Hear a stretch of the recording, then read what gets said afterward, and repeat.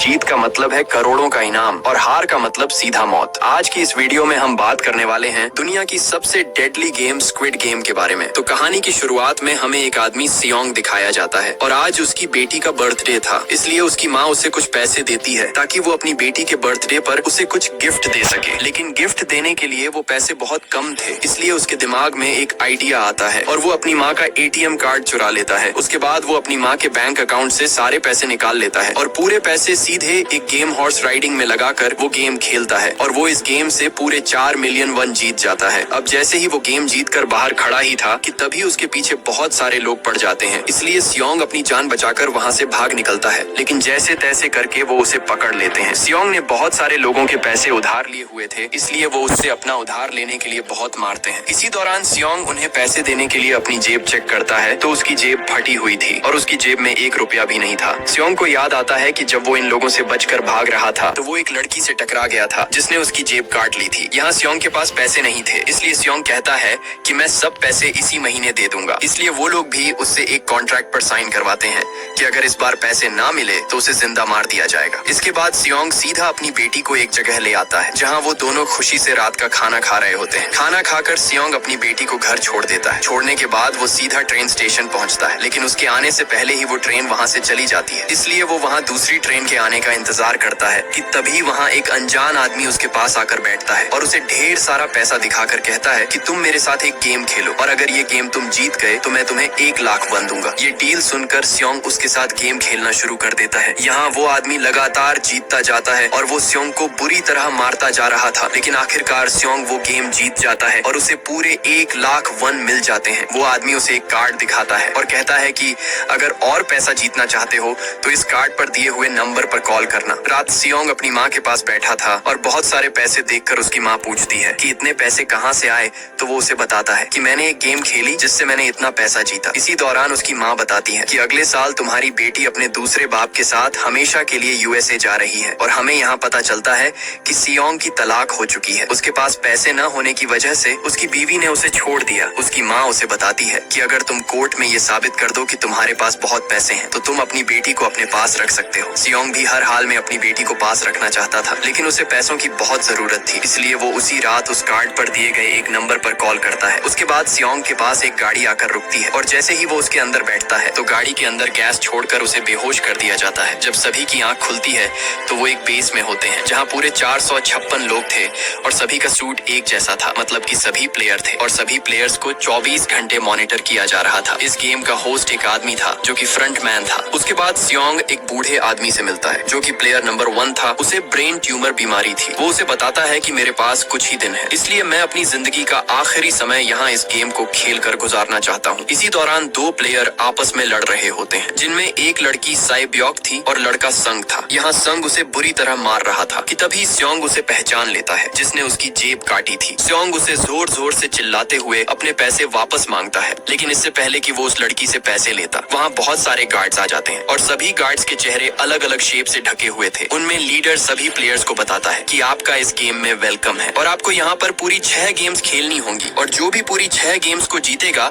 उसे ढेर सारा पैसा दिया जाएगा। इसके बाद सभी प्लेयर्स से एक कॉन्ट्रैक्ट साइन करवाया जाता है जिसमें गेम के 3 रूल्स थे। पहला, कोई भी प्लेयर गेम के दौरान गेम को छोड़कर नहीं जा सकता। दूसरा, जो पार्टिसिपेंट गेम खेलने से इनकार करेगा उसे एलिमिनेट कर दिया जाएगा। तीसरा, अगर मेजॉरिटी पार्टिसिपेंट्स खेलने से इनकार कर दें तो गेम रोका जा सकता है। इसके बाद सभी प्लेयर को अपनी पहली गेम खेलने के लिए गेम हॉल में ले जाया जाता है। गेम हॉल में पहुंचते ही सियोंग अपने क्लास फेलो से मिलता है जिसका नाम संगवू था। सियोंग उसे यहाँ देखकर अपने होश ही खो बैठता है। सियोंग उससे पूछता है कि तुम तो बिजनेस के लिए बाहर गए थे तो यहाँ क्यों आना पड़ा, लेकिन संगवू उसे कुछ भी नहीं बताता और चला जाता है। यहाँ पहली गेम में एक बहुत बड़ी डॉल दिखाई जाती है। ये गेम काफी सिंपल थी कि जब भी डॉल गाना गाएगी तो सभी प्लेयर्स को फिनिश लाइन तक बढ़ना होगा और जैसे ही डॉल गाना गाना बंद करेगी तो सभी प्लेयर्स को अपनी जगह पर रुक जाना है और अगर कोई अपनी जगह से जरा भी हिल गया तो उसे एलिमिनेट कर दिया जाएगा। गेम खेलने से पहले सबको ये बच्चों का खेल लग रहा था, लेकिन जब गेम शुरू हुई और एक लड़का अपनी जगह से हिला तो उसे वहीं पर गोली से मार दिया गया और यही इस गेम का रूल था, मतलब कि अगर जो भी हिल गया उसे मार दिया जाएगा। यह देखकर सब लोग वहाँ से इधर उधर भागने लगते हैं और सभी प्लेयर्स को एक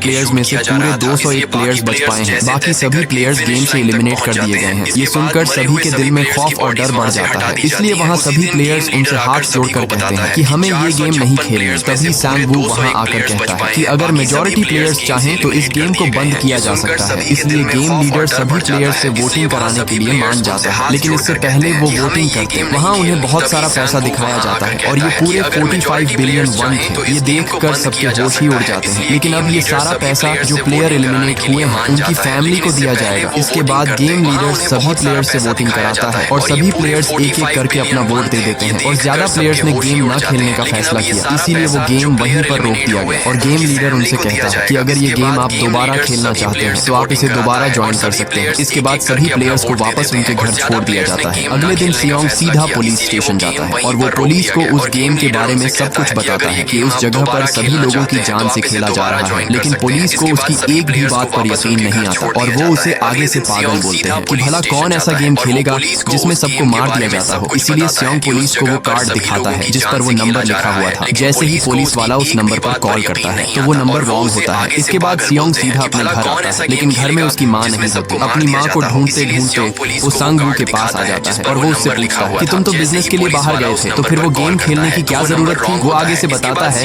कि मैंने पूरे 600 बिलियन वन लोन लिया हुआ है और अब मेरे पास 1 रुपया भी नहीं है जो मैं वापस कर सकूं। इसी दौरान सियोंग को एक कॉल आती है कि उसकी माँ की तबीयत बहुत खराब है और वो हॉस्पिटल में एडमिट है। सियोंग सीधा अपनी माँ के पास आता है। यहाँ डॉक्टर उसे बताता है कि तुम्हारी माँ के पैर में जख्म धीरे धीरे और भी बढ़ रहा है, इसलिए हमें इनका पैर काटना होगा ताकि बीमारी और न फैले। लेकिन ऑपरेशन कराने के लिए सियोंग के पास पैसे नहीं थे, इसलिए वो सीधा अपनी वाइफ के पास आता है और उससे कुछ पैसे मांगता है। लेकिन उसकी वाइफ उसे आगे से साफ साफ मना कर देती है और कहती है कि मैं तुम्हारी कोई भी मदद नहीं कर सकती। इसलिए ये सुनकर वो वहाँ से चला जाता है। इधर उसकी वाइफ अपने दूसरे शौहर से कहती है कि सियोंग मुझसे कुछ पैसे मांगने आया था, इसलिए उसका शौहर सियोंग को कुछ पैसे देता है और कहता है कि आज के बाद मैं तुम्हें यहाँ ना देखूं, आज से तुम मेरी फैमिली से मिलने के लिए नहीं आओगे। ये देखकर सियोंग गुस्से से उस पर अपना हाथ उठा देता है और कहता है कि तुम्हें क्या लगता है कि तुम मुझे कुछ पैसे देकर मुझसे मेरी फैमिली छीन लोगे। अब सियोंग उदास होकर अपने घर वापस आ रहा होता है कि तभी उसके घर में एक पुलिस ऑफिसर आता है और वो उससे उस गेम के बारे में पूछता है। दरअसल उस पुलिस ऑफिसर का भाई भी था और उसके घर जाने पर उसका भाई उसे नहीं मिला, लेकिन उसे वहाँ वही कार्ड मिलता है जिससे लोगों को उस गेम में इनवाइट किया जाता है। पुलिस ऑफिसर उसे बताता है कि मैं तुम्हारे पास इसलिए आया हूँ क्योंकि उस दिन तुम पुलिस स्टेशन पर आए थे और इसी गेम के बारे में तुमने रिपोर्ट करवाई थी और अब मुझे शक हो गया है कि मेरा भाई भी इसी गेम में गया हुआ है, इसलिए तुम मुझे वो जगह बताओ जहाँ ये गेम खेला जाता है। लेकिन सियोंग उसे साफ साफ मना कर देता है और कहता है कि मुझे इस गेम के बारे में कुछ भी नहीं पता। सियोंग जैसे ही अपने घर के दरवाजे पर पहुंचता है तो उसे वही कार्ड मिलता है, इसलिए अब उसके इस गेम को खेलने के अलावा कोई चारा नहीं था जिससे वो कुछ पैसों से अपनी माँ का इलाज करा सके। इसलिए वो गेम को दोबारा ज्वाइन करने का फैसला करता है और सभी प्लेयर्स को एक एक करके वहाँ से ले जाया जाता है। लेकिन इस बार वो पुलिस ऑफिसर भी सभी गाड़ियों का पीछा करते हुए उनके पीछे पीछे आ रहा था और सभी गाड़ियां उस शिप पर जा रही थी। यहाँ वो पुलिस ऑफिसर भी एक गाड़ी के नीचे छुप जाता है। अब सभी गार्ड सीधा उस शिप तक पहुंच जाते हैं और यहाँ वो पुलिस ऑफिसर मौके का फायदा उठाकर उस गार्ड को गाड़ी में ही बेहोश कर देता है और उस गार्ड का सूट पहनकर उसे सीधा समंदर के अंदर फेंक देता है। इसके बाद सभी गाड़ियां उस आइलैंड पर पहुंच जाती हैं और सारे प्लेयर्स को सीधा गेम हॉल में लाया जाता है। यहाँ सभी प्लेयर्स को उनका गेम सूट पहना दिया जाता है। गेम हॉल में आते ही वो बूढ़ा आदमी और सियोंग देखते हैं तो इस बार पूरे 187 प्लेयर्स थे और इस बार पूरे 26 बिलियन वन जीतने वाले प्लेयर्स को मिलने वाले थे। इसके बाद सभी प्लेयर्स को खाना दिया जाता है। रात सेब्योक और उसकी दोस्त किम जी दोनों वॉशरूम में आती हैं और यहाँ सेब्योक सुरंग को पार करके एक जगह पर पहुंचती है जहाँ वो देखती है कि सब गार्ड्स किचन हॉल में कुछ अजीब सी चीजें बना रहे होते हैं। यहाँ ज्यादा देर होने की वजह से गार्ड उनके पीछे आ जाता है, लेकिन तब तक सेब्योक वहाँ से आ चुकी थी और वो किमजू को वहाँ के बारे में सब कुछ बताती है। लेकिन इसी दौरान सांग वू उनकी बातें सुन लेता है, इसलिए सुबह होते ही सांग वू सेब्योक से कहता है कि मैं जानता हूँ कि कल रात तुम उस जगह पर गई थी जहाँ बहुत सारे गार्ड्स कुछ बना रहे थे, इसलिए ना चाहते हुए भी उसे बताना पड़ा। इसके बाद सभी प्लेयर्स को गेम हॉल में लाया जाता है जहाँ उनकी दूसरी गेम होने वाली थी। सभी प्लेयर्स को वहाँ 4 शेप्स में से कोई एक शेप चूज करनी थी। यहाँ इस गेम के बारे में सांग वू को पता था, लेकिन उसने जानबूझकर अपनी टीम को नहीं बताया। दरअसल इस गेम का नाम डलगोना था। यहाँ हर प्लेयर को एक शेप वाली कैंडी मिलती है। प्लेयर को उस कैंडी से शेप तोड़े बगैर बाहर निकालनी होती है। यहाँ अगर वो शेप टूट गई तो सीधा उस प्लेयर को एलिमिनेट कर दिया जाता है, मतलब जान से मार दिया जाता है। सभी प्लेयर्स अपनी मर्जी से वो शेप चूज कर लेते हैं और पूरे 10 मिनट के अंदर अंदर ही गेम पूरा करना था। गेम शुरू होते ही सभी प्लेयर्स शेप को निकालने लगते हैं और जो भी उस शेप को तोड़ता जाता उसे वहीं पर मार दिया जाता। यहाँ गेम का टाइम भी पूरा होने वाला था, इसीलिए सियोंग के दिमाग में एक आइडिया आता है और तुरंत उस कैंडी को चाटने लगता है। ये देखकर सभी प्लेयर्स भी कैंडी को चाटने लगते हैं और जैसे तैसे करके टाइम खत्म होने से पहले ही सियोंग कैंडी से उस शेप को बाहर निकाल लेता है, इसलिए यहाँ वो एलिमिनेट होने से बच जाता है और वो इस गेम को भी जीत जाता है। इसके बाद सभी प्लेयर्स को वापस मेन हॉल में लाया जाता है, जहाँ अब 108 प्लेयर्स ही रह गए थे। बाकी 79 प्लेयर्स अपनी जान गंवा बैठे थे और जो प्लेयर्स मारे गए उनका इनाम भी टोटल करके पूरे 34 बिलियन वन बन गए थे। ये देखकर सभी प्लेयर्स के होश ही उड़ जाते हैं। अगली सुबह सभी प्लेयर्स को नाश्ता दिया जाता है, लेकिन यहाँ नाश्ता लेते समय संग और उसकी टीम ने 2 बार नाश्ता ले लिया, जिससे बाकी 4 प्लेयर्स को खाना नहीं मिला। इसलिए वहाँ वो प्लेयर सीधा संग पर हमला कर देता है, लेकिन संग भी आगे से उसे बुरी तरह पीट डालता है, जिससे वो प्लेयर वहीं पर मारा जाता है। इसलिए उस प्लेयर को भी एलिमिनेट कर दिया गया और अब पूरे 107 प्लेयर्स बाकी बच गए। इधर हमें एक प्लेयर दिखाया जाता है जो डॉक्टर था और वो सब मरने वाले प्लेयर्स की बॉडी पार्ट्स को निकालकर अलग अलग कंट्रीज में बेचता था और इस काम का फ्रंटमैन को जरा भी पता नहीं था। दरअसल कंट्रोल रूम में इनका एक आदमी था जो इन सबसे मिला हुआ था और जो भी प्लेयर मारा जाता वो उसे सीधा एक सीक्रेट जगह ले आते जहाँ वो डॉक्टर उनके बॉडी के पार्ट्स को निकाल देता था। इसलिए फ्रंटमैन को इसके बारे में भनक भी नहीं था, क्योंकि सभी प्लेयर्स की रिकॉर्ड हुई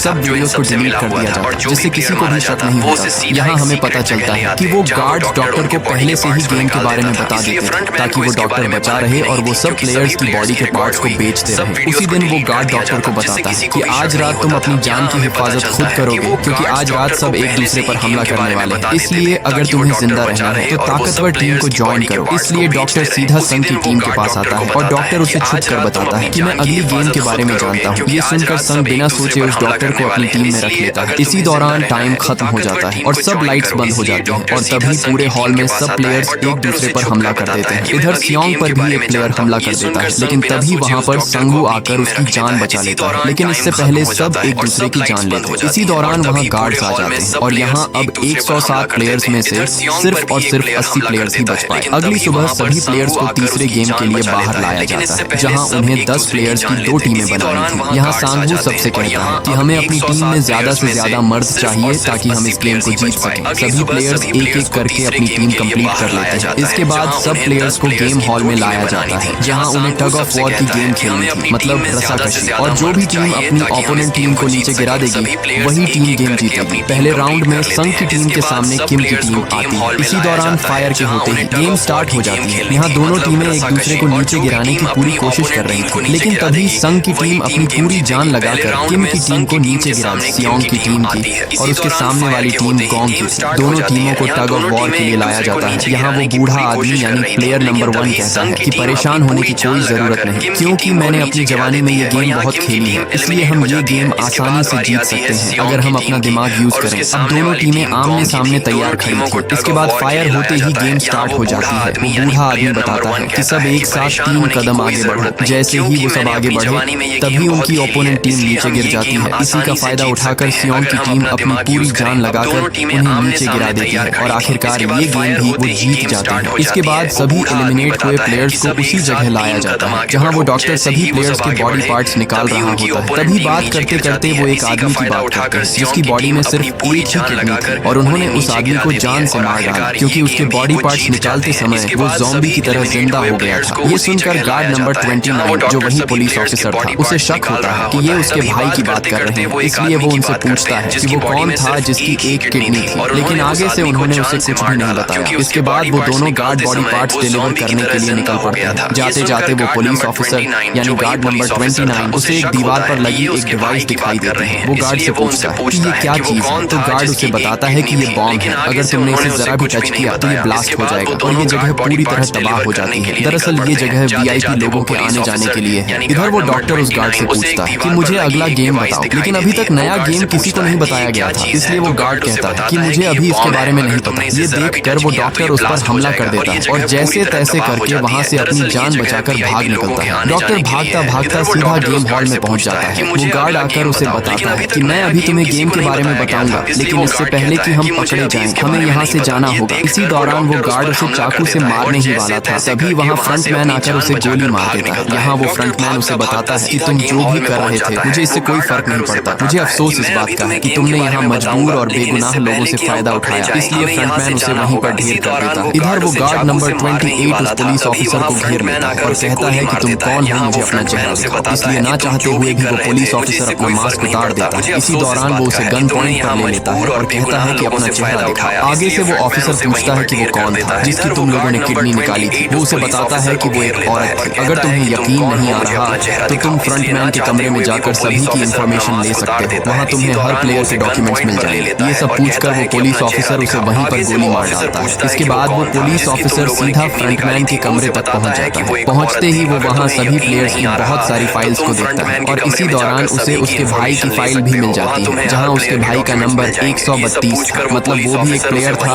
और उसने भी ये गेम खेली थी। इससे पहले वो और रिकॉर्ड चेक करता तभी वो फ्रंटमैन आ जाता है। ये देखकर वो तुरंत छुप जाता है। यहाँ फ्रंटमैन किसी के आने की बात कर रहा था जो कि यहाँ फाइनल गेम देखने आने वाले थे। ये वही VIP लोग थे जिसके बाद गार्ड नंबर 28 कर रहा था। इसके बाद सभी प्लेयर्स को चौथे गेम के लिए बुलाया जाता है। यहाँ इस गेम में सभी प्लेयर्स को अपने लिए पार्टनर सिलेक्ट करना था। मतलब 2 लोगों की टीम बनानी थी। सभी प्लेयर्स जैसे तैसे करके अपनी टीम बना लेते हैं, लेकिन आखिर में वही बूढ़ा आदमी ही बचा था जिसे अभी तक पार्टनर नहीं मिला। लेकिन तभी वहाँ सियोंग आकर उसे अपना पार्टनर बना लेता है। इसके बाद सभी प्लेयर्स को एक थैली दी जाती है जिसमें पूरे 10 मार्बल्स यानी कंचे होते हैं। गेम के स्टार्ट होते ही संग और उसका पार्टनर दोनों एक दूसरे से मार्बल्स जीतने लगते हैं। दरअसल गेम का रूल ये था कि हर प्लेयर को अपने पार्टनर से उसके सारे कंचे जीतने थे। इधर सियोंग का पार्टनर वो बूढ़ा आदमी अपनी दिमागी हालत खो बैठता है, इसलिए टाइम खत्म होने से पहले सियोंग उसे गेम खेलने के लिए मना रहा था। अब जैसे तैसे करके सियोंग अपने पार्टनर से खेलने लगता है, लेकिन यहाँ वो बूढ़ा आदमी सियोंग से उसके सारे कंचे जीत रहा था। ये देखकर उसके अंदर डर बढ़ने लगता है क्योंकि अब मौत उसका इंतजार कर रही थी। इधर संग धोखे से अपने पार्टनर को हरा देता है, इसलिए उसका पार्टनर भी एलिमिनेट हो जाता है। यहाँ सियोंग भी जैसे तैसे करके बूढ़े आदमी से सब कंचे जीत जाता है, लेकिन तभी वो बूढ़ा आदमी उसे एक कंचा दिखाता है और कहता है कि अभी भी मेरे पास एक कंचा है। लेकिन अब वो आदमी पागलों की तरह हरकतें करने लगता है। सियोंग जैसे तैसे करके उसे कहता है कि मेरे साथ सिर्फ एक गेम खेल लो। लेकिन तभी वो बूढ़ा आदमी उसे बताता है कि तुमने मुझे बेवकूफ बनाकर मेरे सारे कंचे ले लिए थे, इसलिए मैंने अपने पास एक कंचा छुपा लिया। मुझे पता था तुम मेरे दौरान बूढ़ा आदमी उसके हाथ में अपना कंचा दे देता है और कहता है कि मेरा और तुम्हारा साथ यही तक था। इसलिए सियोंग दुखी होकर उसे अपने गले लगाकर अलविदा कर देता है और यहाँ वो बूढ़ा आदमी भी एलिमिनेट हो जाता है। इसके बाद सभी प्लेयर्स की डेड बॉडीज वहाँ से ले जाई जाती है। इधर हमें फ्रंटमैन दिखाया जाता है जिसे शक हो चुका था कि उसके रूम में कोई मौजूद है, इसलिए वो उसे हर जगह ढूंढ रहा होता है और ढूंढते ढूंढते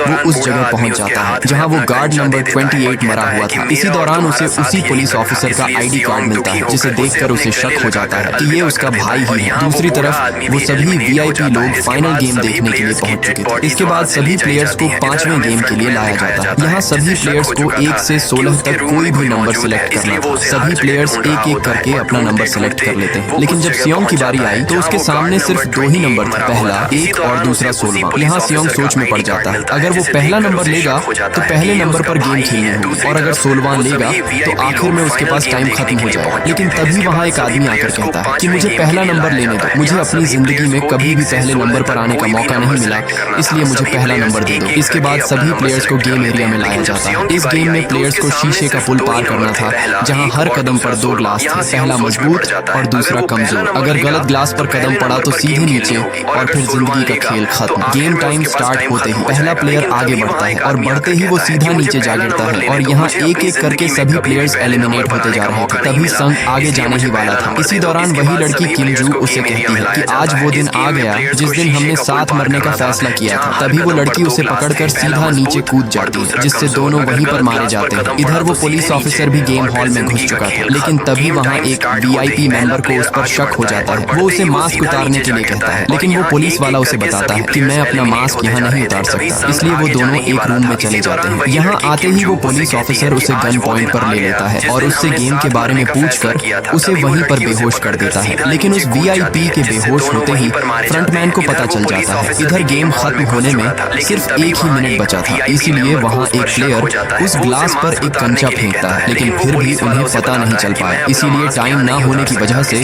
सांगवू उस आदमी को धक्का देकर उसे नीचे गिरा देता है और यहाँ वो तीनों तुरंत उस पुल को पार करके फिनिश लाइन तक पहुंच जाते हैं। इधर फ्रंटमैन भी पुलिस ऑफिसर का पीछा कर रहा था। यहाँ वो पुलिस ऑफिसर डाइविंग सूट से समंदर को पार करता हुआ आगे बढ़ रहा था। वो फ्रंटमैन भी उसके पीछे पीछे ही था, लेकिन वो पुलिस ऑफिसर जैसे तैसे करके समंदर के किनारे तक पहुंच जाता है। लेकिन उसकी बदकिस्मती कि वहाँ पर सिग्नल का नामो निशान तक नहीं था। वो हेडक्वार्टर में कुछ तस्वीरें भेजता है, लेकिन सिग्नल ना होने की वजह से वो तस्वीरें हेडक्वार्टर तक नहीं जा रही थी। वो उन गार्ड से अपनी जान बचाकर भागता भागता एक जगह पर पहुंच जाता है, लेकिन उसके आगे पानी था और फ्रंटमैन उसके पास था, इसलिए वो तुरंत उस पर गोली चला देता है। इसलिए वो फ्रंटमैन अपना मास्क उतार देता है, तो उसे पता चलता है कि ये उसका अपना ही भाई है। इसी दौरान फ्रंटमैन भी उस पर गोली चला देता है और वो सीधा पानी में जा गिरता है। इधर हमें बाकी बचे सिर्फ 3 प्लेयर्स दिखाई देते हैं। यहाँ सेबियोक की तबीयत खराब थी, इसलिए सियोंग उसे बताता है कि हम संगवू को हराकर दोनों गेम जीत लेंगे। लेकिन सेबियोक उससे कहती है कि तुम मुझसे वादा करो, अगर मुझे कुछ हो गया तो तुम मेरे भाई का ख्याल रखोगे। इसी दौरान उसकी तबीयत बिगड़ने लगती है। सियोंग भागकर सीधा उन गार्ड्स को जोर जोर से बुलाता है, लेकिन तब तक देर हो चुकी थी। सियोंग जैसे ही सेबियोक के पास आता है तो वहाँ उसे संगवू मार चुका था। ये देख उसका दिल अंदर से टूट जाता है। और अब बचे 2 प्लेयर, जिनमें से जीतने वाले प्लेयर को पूरे 45 बिलियन वन मिलने वाले थे। उसी दिन उनके बीच आखिरी गेम के लिए टॉस होता है। ये लास्ट गेम स्क्विड गेम होती है। इसमें 2 प्लेयर्स स्क्विड शेप वाली लाइन पर लड़ते हैं। जो जीत जाता है वही फाइनल विनर होता है। अब दोनों प्लेयर्स को गेम एरिया में लाया जाता है। टाइम शुरू होते ही दोनों के बीच हाथापाई शुरू हो जाती है। टाइम काफी कम बचा था, इसलिए यहाँ सियोंग संगवू को ढेर कर देता है, जिसकी वजह से उसकी हालत खराब हो जाती है। यहाँ सियोंग अपने दोस्त को नहीं मारना चाहता था, इसलिए सियोंग गेम को रोकने के लिए कहता है, लेकिन तभी वो पीछे मुड़कर देखता है तो संगवू खुद को चाकू से खत्म कर देता है। ये देख सियोंग जोर जोर से रोने लगता है और यहाँ प्लेयर नंबर 218 एलिमिनेट हो जाता है और आखिरकार ये पूरा इनाम सियोंग जीत लेता है। इसके बाद सियोंग को सीधा वापस घर छोड़ दिया जाता है और उसके सामने एक बैंक कार्ड भी था। जैसे ही सियोंग उस कार्ड को एटीएम मशीन में लगाता है और देखते ही उसके होश ही उड़ जाते हैं, क्योंकि उसका जीता हुआ सारा पैसा उसके अकाउंट में आ चुका था। इसके बाद सियोंग सीधा अपने घर आता है तो उसके पैरों तले जमीन ही खिसक जाती है, क्योंकि उसकी माँ उसका इंतजार करते करते इस दुनिया से चल बसी थी। इसके बाद सीन कट होता है और हमें पूरे 1 साल के बाद दिखाया जाता है, जहाँ सियोंग एक समंदर के किनारे बैठा था। उसकी हालत अब बहुत बिगड़ चुकी थी, क्योंकि अब वो इस दुनिया में बिल्कुल अकेला था। यहाँ तक कि उसने 46 बिलियन वन में से 1 रुपया भी इस्तेमाल नहीं किया, क्योंकि वो सारा पैसा बेकसूर जानों का था। इसी दौरान वहाँ उसे एक औरत फूल लेने को कहती है। जैसे ही सियोंग उस फूल को लेता है तो उस पर एक कार्ड था